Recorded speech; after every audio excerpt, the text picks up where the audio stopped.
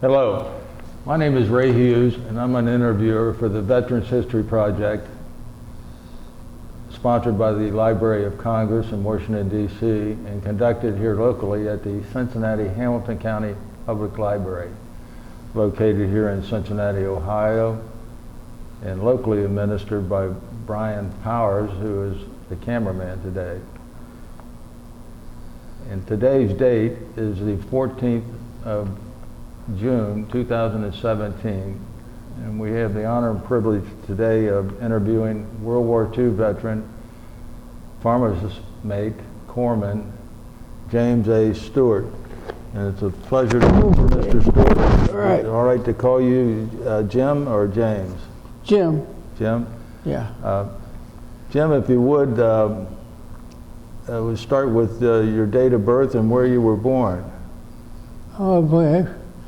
It was August, I think, the 24th, 1923, and that was in Detroit, Michigan. And where did you live? What was your address in Detroit? Do you recall? I think it was 56 Amherst Road.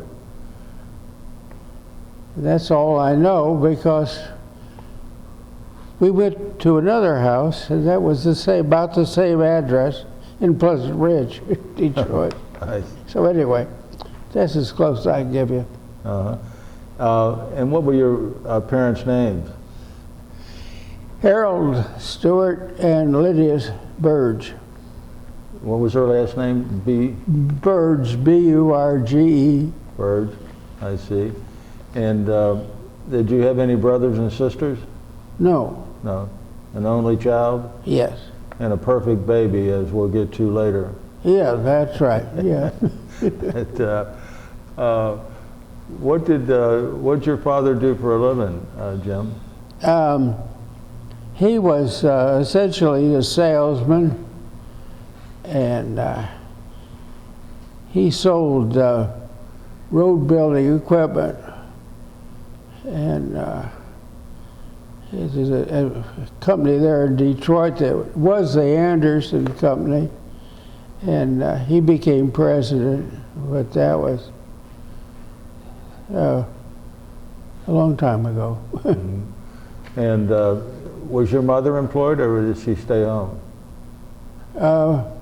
My mother was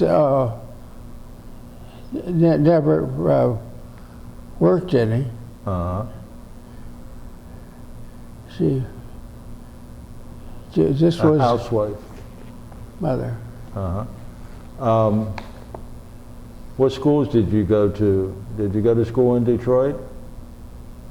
No, let's say I went to schools in Pleasant Ridge, Michigan, and the school was in Ferndale. And I can't remember much else about it. But I graduated, of course, from military school in anyway, I can't remember the name of anything. Is that Gulfport? Gulfport, Mississippi. I see. So was that high school? It was a military school. It was a high school. Actually, they did have some undergraduate kids, and I think it was a boarding school. So I think the kids, a lot of the kids that went there was an alternative to help them straighten out some. I think sometimes connected up with the church, with the law people, and other times the parents just decided to help the kids, and sometimes we had a good time going there. Okay, and that took you all the way through the 12th grade? Yeah. Why did your parents send you to a military school? Well, Dad had volunteered to go back into the service, and then he had a commission as an captain in the Army, in the reserve, and so he wanted to do that. And I think he was scared that if he stayed in business much longer, he would have a heart attack and die. So he wanted another career. It seemed like it would be better for him. And do you recall about what year your dad went back into the military? It was almost the same time I did. He was there maybe several months before I arrived at Camp Shelby. I see. So, while you were going to school, did you have any jobs or anything like that in the high school? No. And at the military school? No. No. So you recall the year you graduated from the military school? No. I recall it, but I can't remember the date. No. How long after you got out of the military school did you join the service? I was drafted while I was still in school. I see. Turned 18. And did they let you finish the? Yeah. I graduated, yes. Okay. And I show that you went into the military in September 1941. That would be correct, I guess. What made you join the Navy instead of the Army, for example, or the Marine I Corps? think I sort of like the idea of the Navy being with boats and things like that. And I didn't like the idea of digging a trench to hide in, so. I see. Well, that's a good enough reason. But I see you actually were drafted into the military before World War II started. That's right, yeah. So you were in September. Where did you go to basic training at? We moved to San Diego. Yeah. I was drafted, you know, they examined, and then they put me right on a train, and I arrived at San Diego. And how long it was a boot camp? How long was your basic training, would you say? I would say probably at least 6 weeks. I'm not real sure. Uh-huh. After basic training, where did you go? I went to, well, that was, I didn't have any decision about that at all. The situation was that there was a real shortage of personnel, and I was sent right from basic training into Corps school. And in, I think, like 6 weeks, I became a registered nurse. And for the people that will be watching this, you became a corpsman. Yeah, that's and that's right. Basically what people in the Army called a medic. Yeah. And the Navy calls a pharmacist mate. Yeah. And where did you take your training to be a corpsman at? I took it in actually it was the World Fair grounds. I can't remember exactly which World Fair it was, but we had the lovely buildings all made out of fake plaster. What city? I guess San Diego. Uh-huh. But that was a state fair or a fair of something like that. Going on at that time? Yeah. Well, the buildings were left from it. Oh, okay. And that's where you received your training? Yeah. Yeah. But, can you tell us anything about your training? How they educated you into being a corpsman?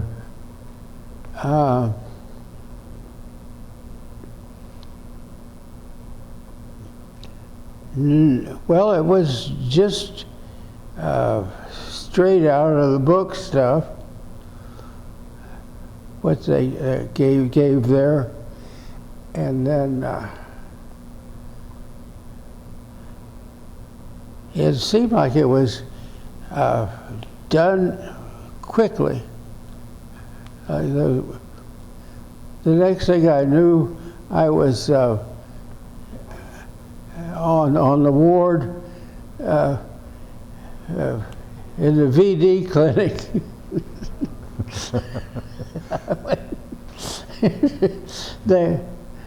That was before they had the penicillin, and you put potassium permanganate in your penis and let it take care of the germs.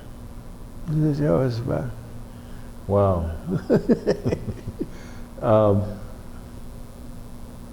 How long did you were you stationed on the ward there? I guess probably a couple of months. A couple of months? Yeah. I was going to ask you, we always ask World War II veterans where they were on December the 7th and what were they doing? Oh. That's Pearl Harbor Day. You recall where you were and what you were doing on that day, or that Sunday morning? Well, I was at the school, and a lot of the kids' parents were in the Philippines. So we were very much involved what was going on, and a lot of crying. And it was a bad time. Yeah. You say you were at the school on December. That's at the military school. Yeah, yeah. And I suppose you heard about that on the radio. Yes, I get. Yeah. The kids. I don't know if we had a radio tuned in to the stations right then, but I was in a big dormitory. Uh-huh. So, when did you finish your schooling there? Well, I graduated. It was a high school, so I graduated from high school and received my thing to go into the service. Draft cord. Went up, I think they gave me about 4 or 6 months to get everything in order, or just wait. And then I went in and they shipped me straight off to San Diego. Uh-huh. And about when did you finish your training in San Diego, would you say? What month and year? I couldn't tell you. You just have to. But were you at San Diego when Pearl Harbor Day was? No, I was at military school. Okay. Do you recall then when you did arrive at San Diego? It would have been after Pearl Harbor Day. Yeah, huh? after Pearl Harbor, yeah. Okay. So from after your training to be a corpsman though in San Diego, where did they ship you to and for permanent station? Or were you on a ship? I finished my training, and I think that not sure about all the dates and things, but I was shipped out to Pearl Harbor, and ended up at Naval Hospital there. So that was. I think on one of your notes, I think you said that you arrived in San Diego in 1943. That'd be right, I'm sure. And that's the same year that you graduated from high school. Ooh, no. Somehow that got messed up. Let's see. I graduated from high school, and then I was drafted, Mm-hmm. and I waited around home until I was sent to the boot camp. So, Well, when did you get shipped out of San Diego? And where did you go? from San Diego, we went aboard a DE. A destroyer? And Escort? we went to Pearl Harbor, or Honolulu, and then I was at the Naval Hospital. And my career wasn't very long. I've been very varied.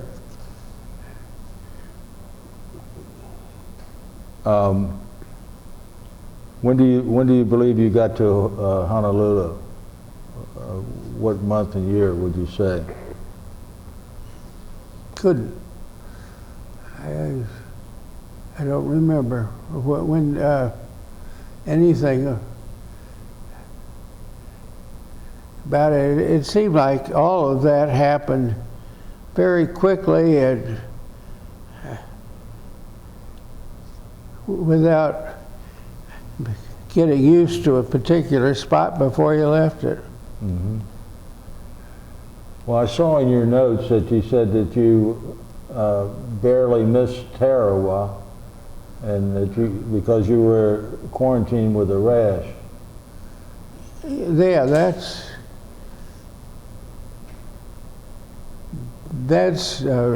true. Tarara. Was a real horrible battle. I think the worst one of the whole war. Mm-hmm. Where were you quarantined with a rash at?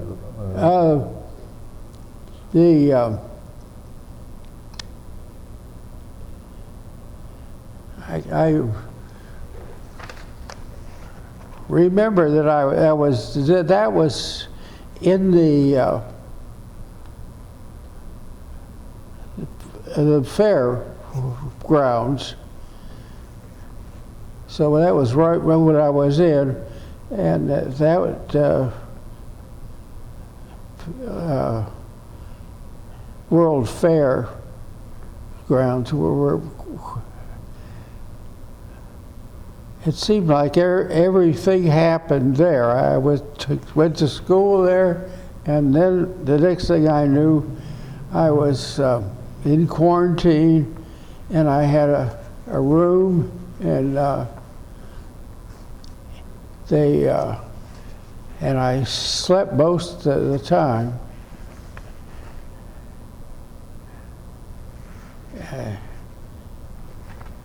And it's rather fuzzy. When did you get assigned to hospital duty, and where were you at when you were assigned to hospital duty?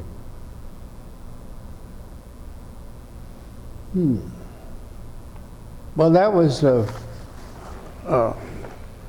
right after I was in Corps school. I was in hospital duty in a hospital there in the States, and we were treating people for gonorrhea.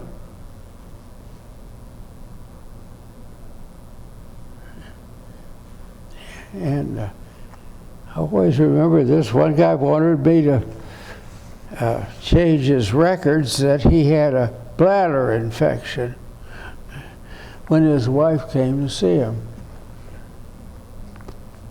So that was some of the things I remember about that. It was, but that happened while I was in training in the States, and then I was shipped to the AICA Naval Hospital there in Honolulu. What's the name of the hospital? AICA Naval Heights. We overlooked the Pearl Harbor. Quite a place. Brand new at the time. Can you tell us about your duties there at the hospital? Well, at the first day I was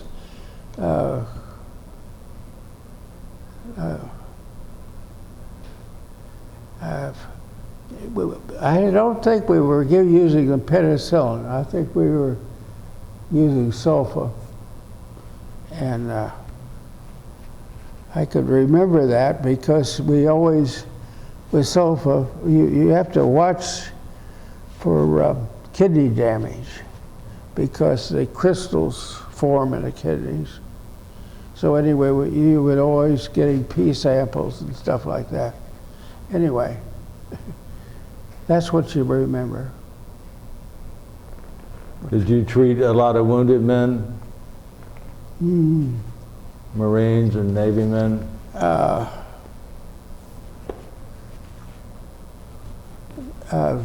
that time, no, these were all,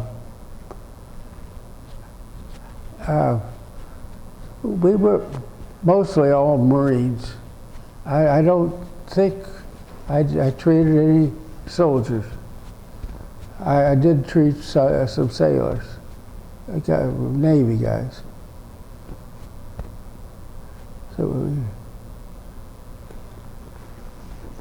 did you have to treat men that were wounded in battle? they were air evac to us. When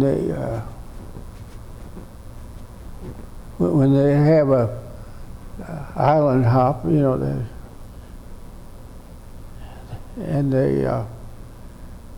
they came at us by air, and sometimes they had been wounded like the day before, pretty fast. But you couldn't really tell because what we were doing is sometimes I was assisting in surgery, and sometimes I pushed in a child cart. It did me. Yeah. So it was. We had a lot of the guys came in, and we were primary care. And one time, a guy came in with complained of a lot of pain in his rear end, and he wanted to be treated. This time I was working on a ward, And I actually ended up pulling a piece of shrapnel out of his rear end. I'll be darned, yeah. And he wanted to kiss me. Oh. He says, he called me a doctor, I wasn't, but he says, you were the third doctor that's looked at me so far, none of them would touch that but you. And I did. Wow. And they didn't find the shrapnel, but you did. Yeah. I don't, well, they were afraid to take it out because they were afraid it would start bleeding strongly. Mm-hmm. And so I was probably making a mistake in doing what I did. But it looked like it was safe to do. I guess you had to care for a lot of these Marines and stuff from the different battles that we were fighting there while they were island hopping. Yeah. Any other experiences that you'd want to share about the hospital there, taking care of those men? Oh, we had some things that were sort of affecting. They brought in one fellow that had been looking for parts of airplanes in wreckage there at Hawaii, and the pile shifted and pinned him down, and they brought him in, and the doctor says to me, he says, his legs are gone. And he took the knife and stuck it in his leg, about right here, and pulled it back out and said, "See no blood." And that this guy had been trapped and pinned off with his artery shut off for long enough to have the blood completely hard in his legs. And but he was still alive and could moan some. I don't know. But that sort of got me. Mm-hmm. I noticed you said in some of your notes what a profound effect taking care of these wounded men had on you for the rest of your life. Well, that's one of the things that you find out sort of about yourself, and that is that you like to take care of people.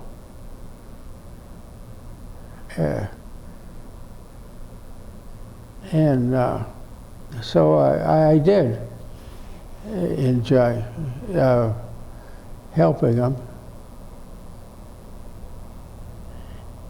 So I became what you'd call a caregiver, somebody that is able to talk to them and understand what they're trying to tell you. It's hard to do. Yeah. You talk about some of these men who were severely wounded, but their attitude was still good, you said. Yeah, that was an interesting thing. You'll have people come in and they'll have like a hand injury. And one person just sort of, all they ever want is sympathy. And tell you what how mistreated they are. And then there's the others that want to get well. and see what they could do. And we had this one Marine that his arm was all tore up, and he got the nurses all excited and pleased, and because he had peeled an egg with his, crisp. They give a tray to eat was the egg, and he had peeled it, and that sort of thing. CC to do that, and then I had when I became a dentist, this guy was real proud of himself. He had a messed up hand, and I think only about 3 fingers, and he was able to change the starter and get a starter put in his car that he did all by himself, tied all the screws and stuff. And he was so proud of himself. Real nice.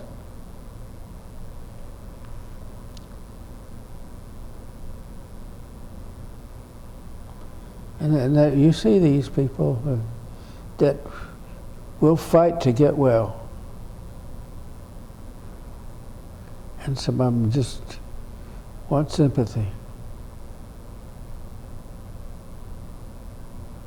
How long did you work as a corpsman in that hospital, would you say?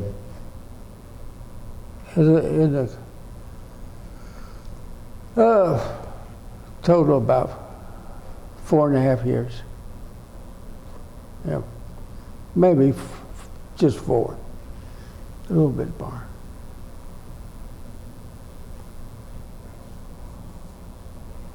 Did you care for any soldiers, regular Army soldiers or Air Force men? Or was it mostly just Navy and Marines?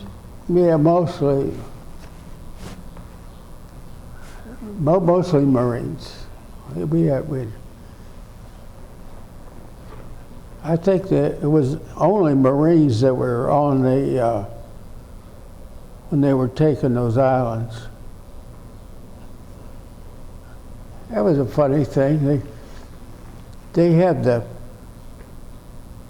the famous picture that is supposed to be Iwo Jima.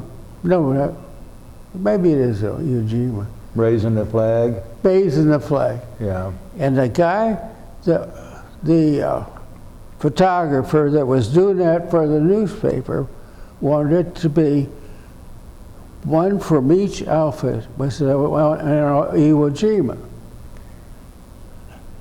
And the goddamn Marines general decided he wanted to keep that thing just for the Marines.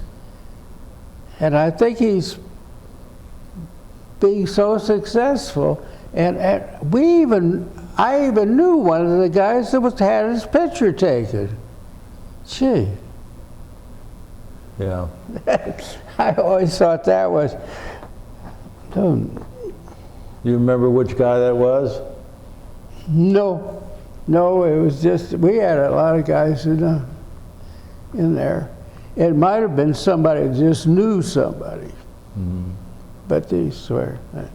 Yeah. The occasion for you knowing him, was he wounded? Is that how you came to know him, or? No, everybody sort of smears in together at that time. That's my memory.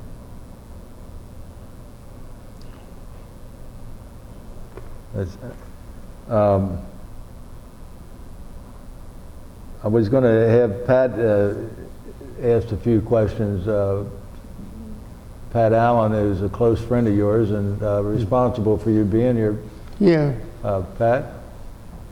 Jim, when you were in the hospital, did you treat any Native Americans who were Marines over on the islands? Any American Indians? You mean black or you mean red? Indians, American Indians. Okay. You remember treating any of them? No, well, I had, since it had some guys that claimed they were Native American, what are they? They didn't even say what tribe they were. Okay. Was that after the war? Yeah, No. I was trying to think of, we had some people that had pretty dark skin, but I didn't know anything about them. Now, I've heard that the Japanese Americans were pretty good fighters. Did you have any occasion to treat any Japanese Americans that were Marines? No, Where were you when they dropped the atomic bomb? I was in Hawaii. Where were you?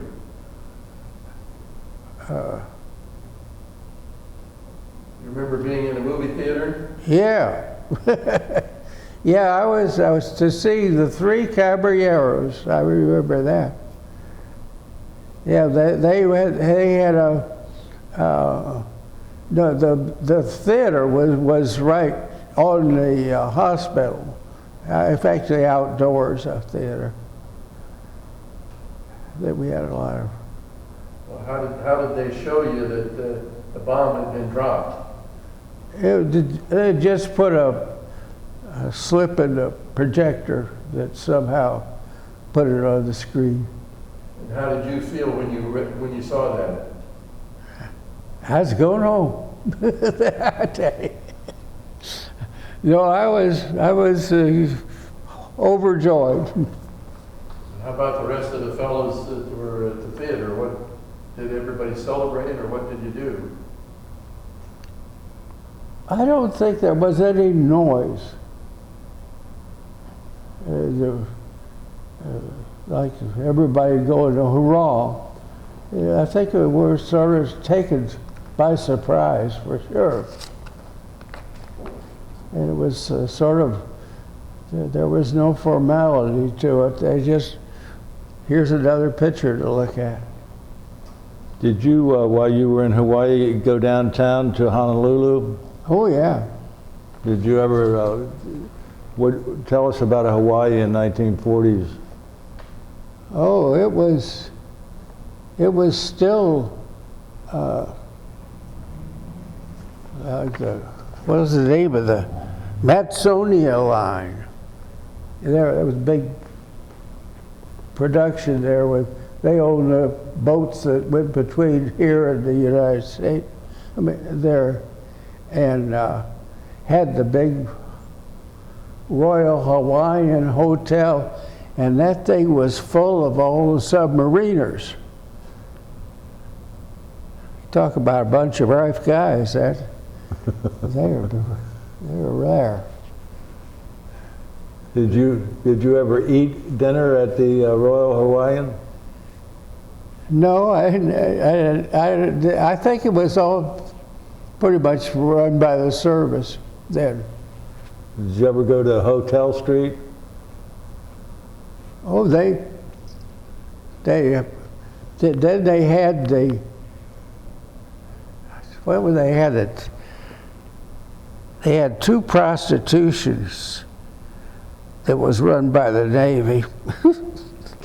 That was funny. You'd go in a place and you had to take a shower before you went in, and you will not allowed to play with yourself at all.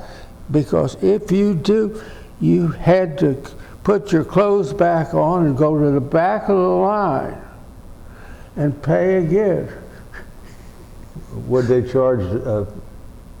I think it was $2 or $3. It wasn't very much. Yeah. And that was run by the Navy? Yeah. It was fun. They were, a lot of them were American girls that were brought over. And they made the movies. I mean, they made the big time on the newspaper. Mm-hmm. And they even wrote a book and got it published about life as a, and the girls made so much money they were buying real estate over there in Honolulu. And that was caused the trouble, but anyway. When you got to Pearl Harbor, well, when you got over there to Honolulu, did you go out to the harbor? Oh yeah, we could go around and What did the harbor look like when you got there the first time? you could go to see one ship that was sort of big, used as an exhibit. That's all. You saw the ship that was sunk there then where, But not as an inspection, yeah, just look at it and see. that was the Arizona. Yeah. Mm. People would bring in, say that they'd sell you pieces of it. I could also buy Purple Hearts. Guys would sell you their Purple Heart, try to sell you their Purple Heart.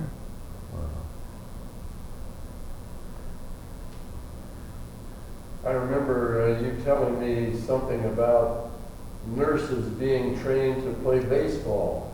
Where was that? That was AICA Naval Hospital, and the guy that was training was none other than Pee Wee Reese, and he made the papers. It did. Did you meet Pee Wee? Yeah. Yeah, he checked us out to Liberty. He was a real nice guy. Well, he checked you out for Liberty. Was he a corpsman by any, or what? No, he was an officer, regular officer in the Navy. Hmm. Now, your wife told me one time that you were with a gentleman and you had your corpsman's arm bandage on, and the person said something to you about your longevity? Oh, I don't know about that. Well, didn't the corpsman... Oh, no, that was I was just in the Corps school, and this guy was selling war bonds in San Diego, and he looked over there and he says, "Oh, that's one of our fine corpsmen." He says, 87% casualties. Yeah. And he tried to get the people to buy more war bonds, so that's what it was. Yeah. How things were. But were you there when he said that? Yeah, I was. He was pointing right at me, and I was just, I will probably weighed about 145 pounds. Well, when he told you that casualty rate, what did you think? What was your feeling? Well, I wasn't as informed about it as I became, so I thought that was, I didn't realize that Iwo Jima was a horrible disaster in warfare. And I thought, well, that was, holy moly, they killed one of these irregular action, why that would be awful.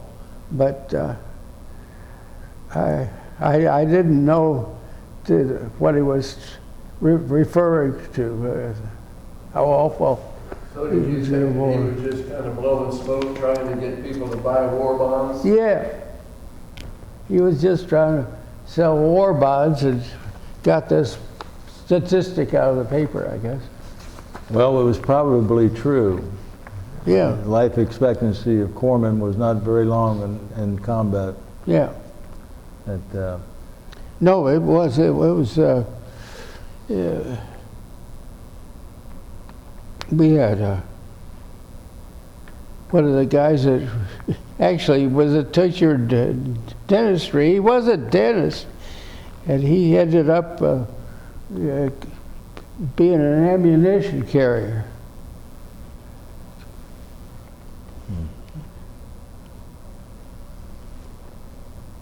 You, I think you talked about a violinist that you served with. Oh, no, the violinist, that was a funny story. He was Yuri Minuin. He is a famous violinist and conductor and advocate for children being into music. And he came to Pearl Harbor as a dignitary and wanted to interview a regular inductee.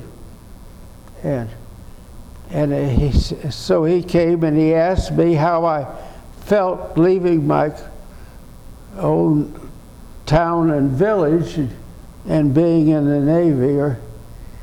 And I had to tell him I was from Detroit.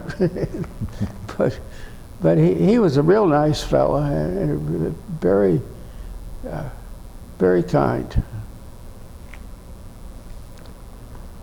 Tell them about almost meeting Bob Hope.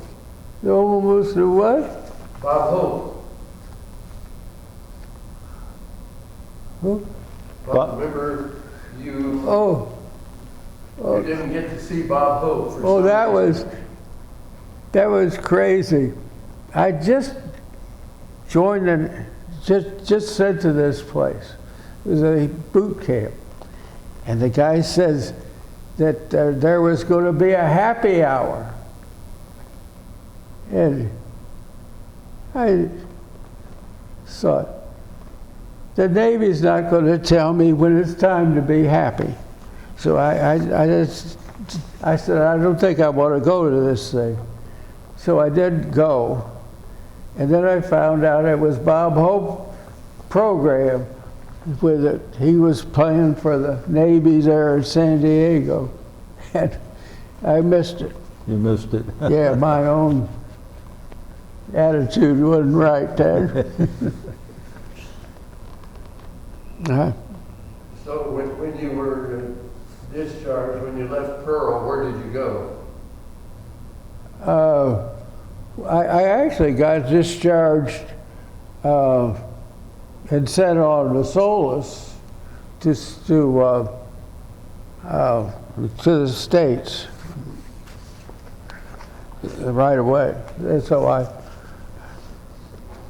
can't remember exactly how I got off the state of Solis and was able to then get in a cattle car and go across the United States back home. But that's what happened. It was really a railroad cattle car? Yeah. Did you have any amenities in the cattle car?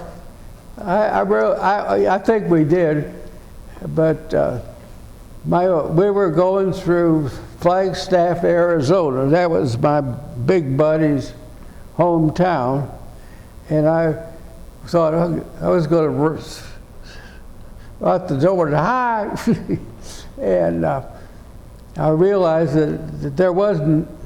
Maybe there was a rope across there, and maybe there wasn't. I don't know, but that was. I thought I was going to get smashed if I run out that door. Because that was. What was your father doing while you were in Pearl Harbor? He was with the quartermaster in the Army. He was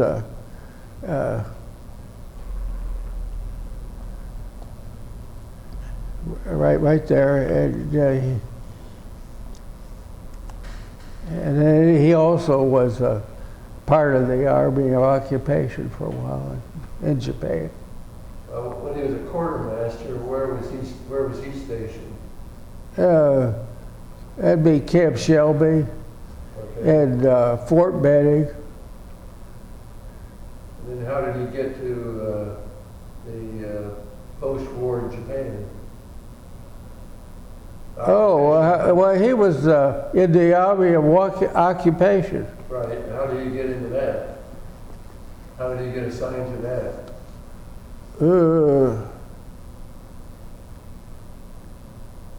I can't. I really don't know. Well, he was. He was actually the guy who was the part of the Army of Occupation was killed in a wreck, and my dad was on a boat going to Japan, and I guess possibly from Japan into Korea. But since he was a colonel and the quartermaster, they made him, he was a post engineer for Camp Tokyo for a while, for about 4 years. He took the place of the fellow that had died in the accident? What? He had taken the place of the fellow who had died in the accident? Oh. Did he have a female friend that got him the position that he was in?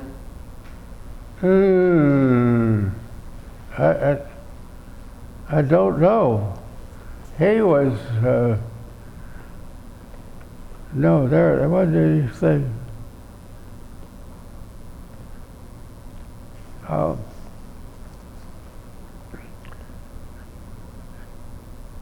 Dad,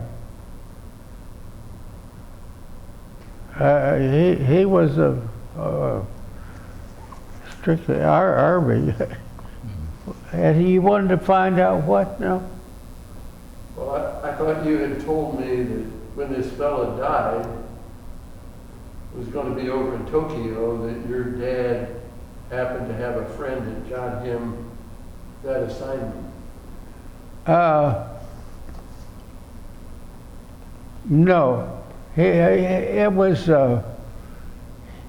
he did have some close friends that were pretty high up in the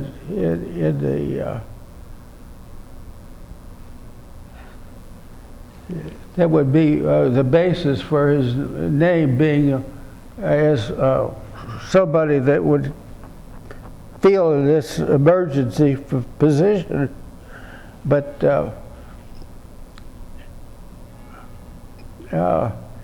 and so many of them died off and got sick, and it was hard to keep track. But Dad was one of the old guys in the Army. Did your father ever meet with General MacArthur or anything while he was in Japan? Well, he worked for him. And he was in charge of taking care of his quarters, which I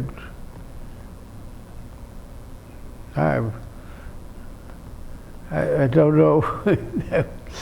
Mm-hmm. He was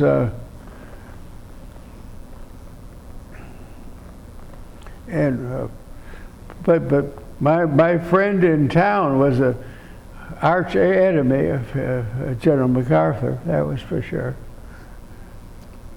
When you got home from Hawaii on board that boxcar, were you still in the service then after that? What did you do after that? Yeah, when I just was in the boxcar going across the desert from going my way home, and it seemed like we'd stop at a Harvey's restaurant, you know, like they do when they go across the stuff.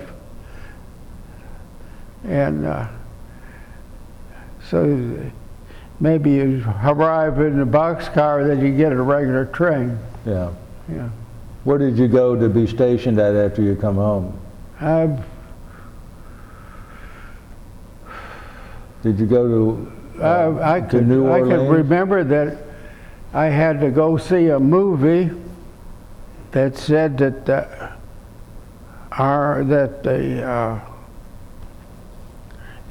Air Force wasn't going to be right. It wasn't going to take over that the Air Force was going to take over the Air Forces from the Navy and the Army, and that we shouldn't let them do that. Mm-hmm. So that was what the movie was about. Yeah, it was a general talking about that. Yeah.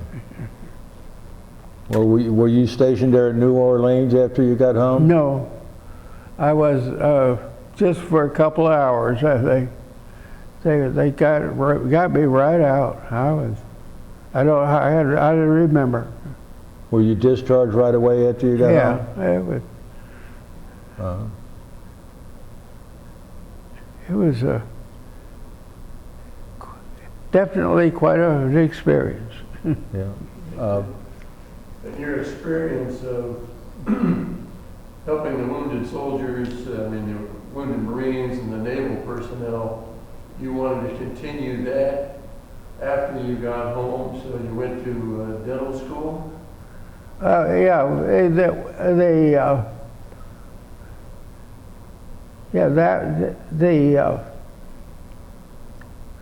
fact that I seemed like I could get a person to sort of relax and give some confidence in them, but it'd be that I could get them fixed up without hurting them too much. Why, that was one of the things I relied on. What did you do with your life after the war? What was your... I became a dentist. And where did you practice at? Franklin, Ohio. Uh-huh. And I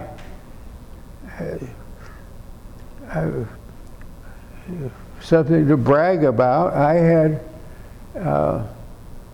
these ladies that would help me, and I had retired for about 10 years, and they gave me a party, and always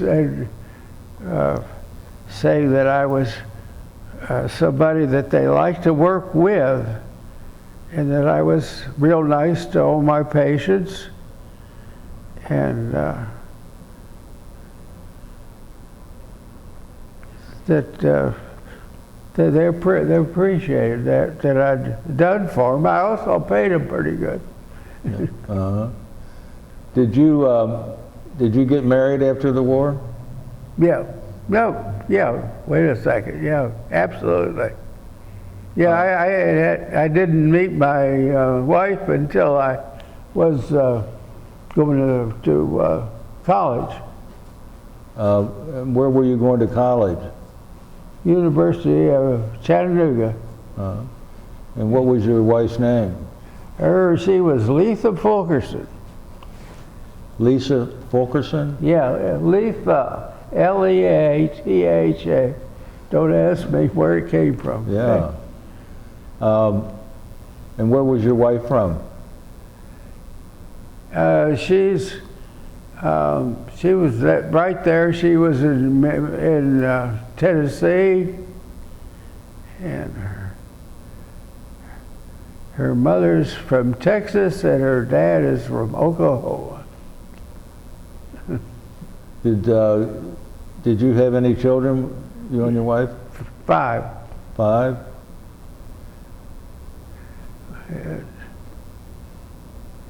And how many boys and how many girls? We have 3 girls and 2 boys.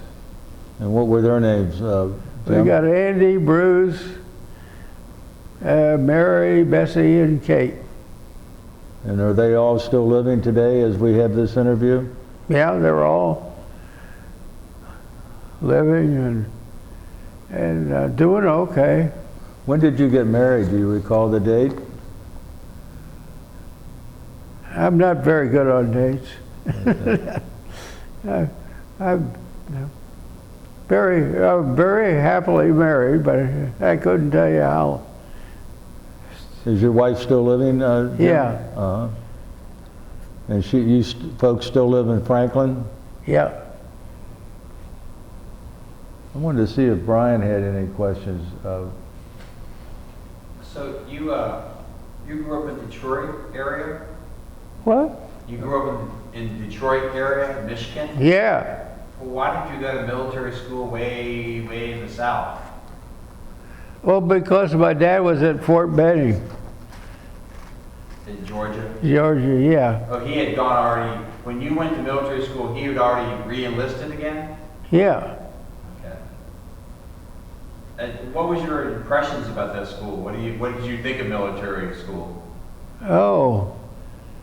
Well, it was, I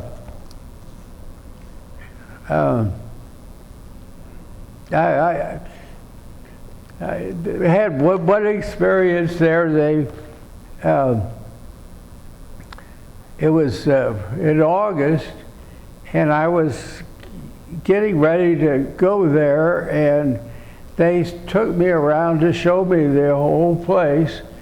And I remember when they showed me the laundry, why all the women were in there and they were bare-chested. Because it was hot as heck. Every time I went there numerous times, but they always had it on there. It was warmer days. I thought, gee whiz, this is a great place to go. Was there a reason why you went to a military school? Is this what your dad wanted you to do? Well, what happened was that they had the rules there that if somebody was an Army officer, they sent their kids to the school, well, they gave them a cut rate. So that was one thing. And the other thing was the other schools were sort of not real great and hard to get into, and then the people were coming and going out of the camp all the time. So it was a good system for. Now, did you have an interest in biology or science at that time? I mean, I was wondering, can you hear me? I was wondering, you obviously became a dentist and you were a foreman, but I was wondering if you had any interest in that kind of, when you were in high school. What was the stuff that you liked to study? Oh, well, to some extent, I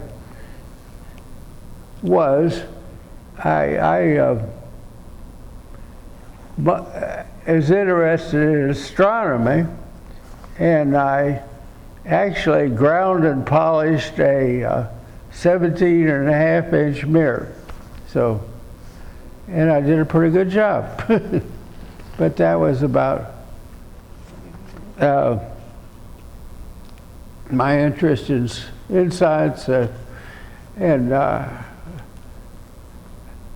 I was interested in grinding a mirror because I went to a camp one time, and this other kid that was there told that his brother had made his own telescope and ground his own mirror, and I thought, oh, I want to do that too. So anyway, that was it.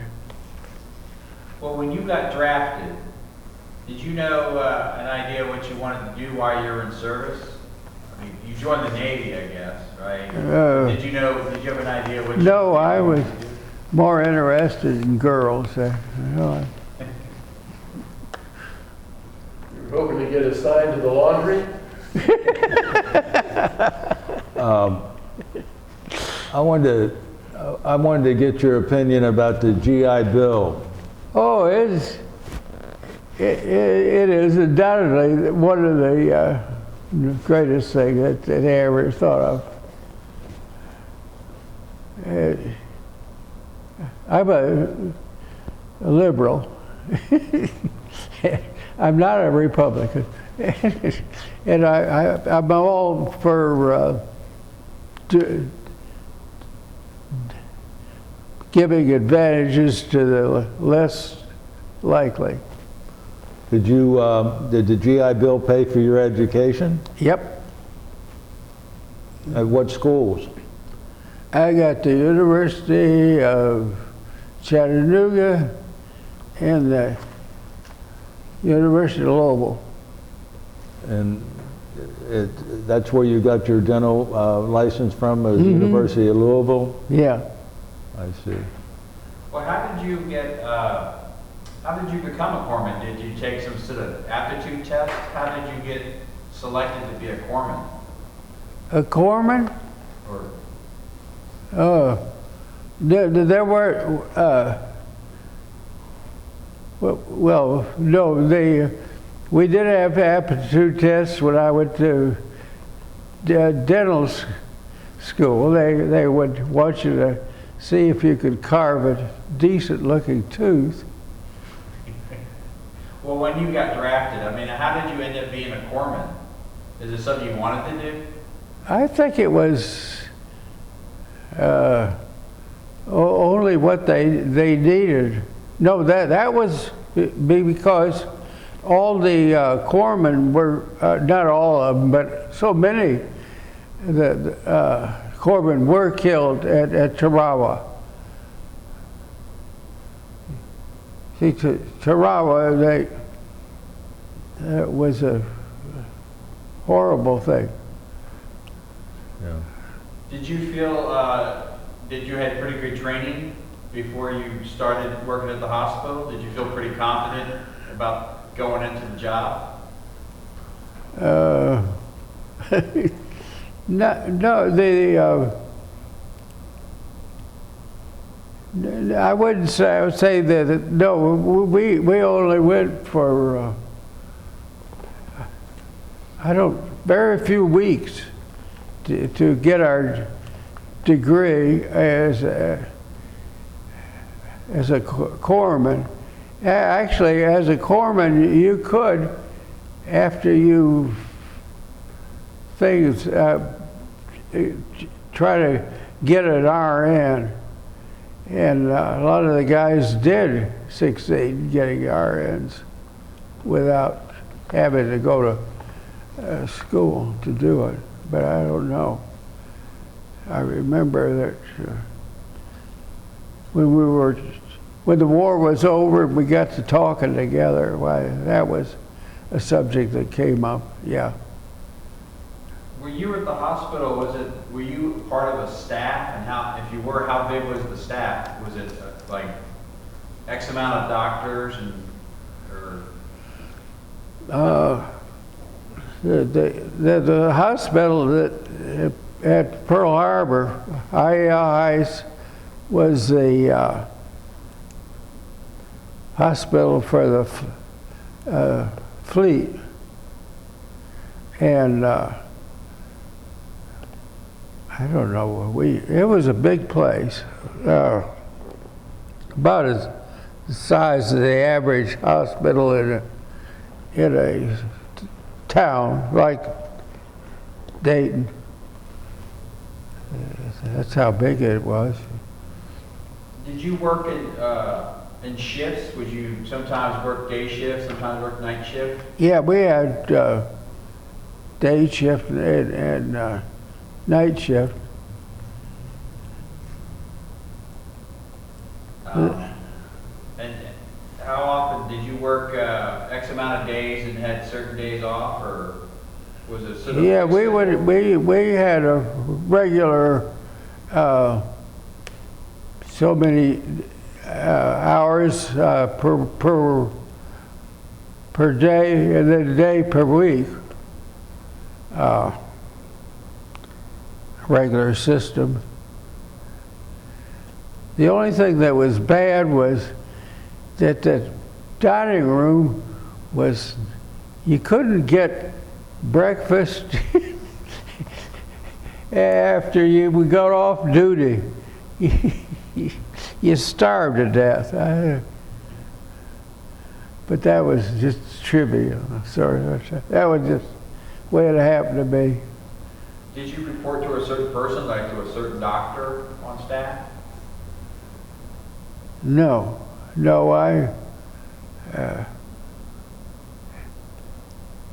that is when I at the IEL hospital, I sprained my ankle once. I had trouble getting anybody to handle it.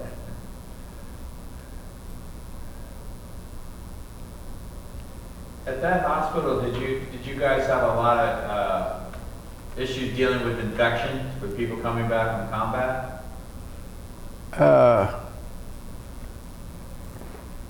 No, I don't. We didn't have more than I think we're having now with infections occurring with.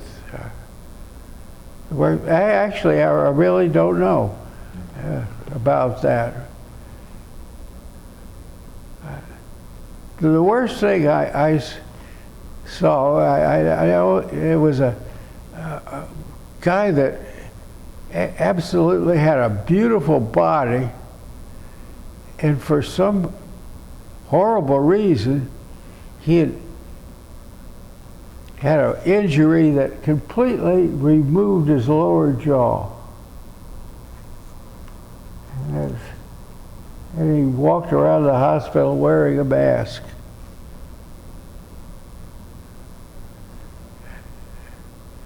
That's the worst thing I remember. Did you have to read letters for some guys who couldn't read letters from home, like Dear John letters or anything? No. No, I never. We never had much of that. Now, your dad's in service and you were in service. What was your mom doing during the war? Well, I wasn't married. I was absolutely single. No, I'm talking about your mom. What did your Your mom mother. do? Mother? What was she doing when your dad and you are overseas? Oh, well, my mother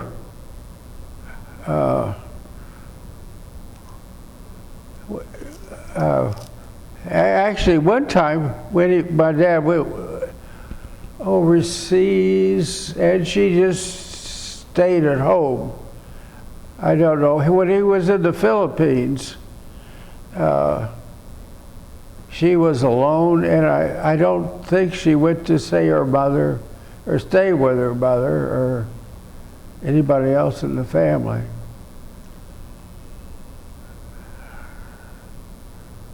Well, when you got back to the States, did you know what you wanted to do when you got out of service? No. No, I was not that interested in my career as a money maker. I was, when I got later on, of course, I felt like I worried about money and stuff. Well, you're from Detroit. How did you end up going to school in Tennessee? Oh, well, that was just, well, it was because I was so far away, and my dad knew it was some of his friends that influenced him. See, I didn't have anything in Detroit I was particularly wanted to go to. And how did you end up deciding to be a dentist? Was there a story to that? I think it was my wife's. She said, really, I think you ought to do it. She said, I think that you'd be happier as a dentist than a salesman like your father.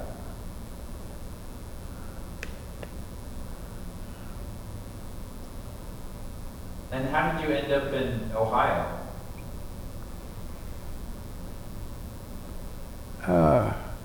It was just a random thing. It wasn't something that we worked out with statistics and stuff. Well, I got one last question. How long did your dad stay in the military? Well, he got out when he, right after, well,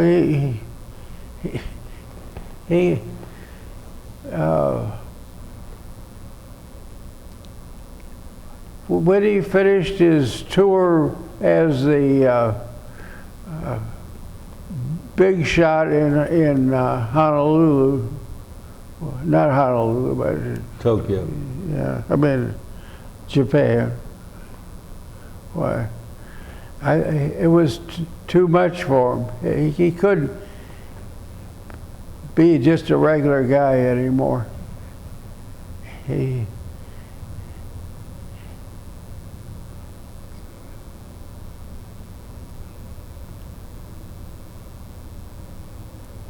Well, that's my last question. Yeah. Yeah. Pat? I can't really think of anything else. Thank you, Jim. Okay. Jim, I want to thank you so much for this interview Okay. and your history, and I also want to thank you for your service to our country. Okay. It means Well, it. Thanks yeah. again. You guys are real nice.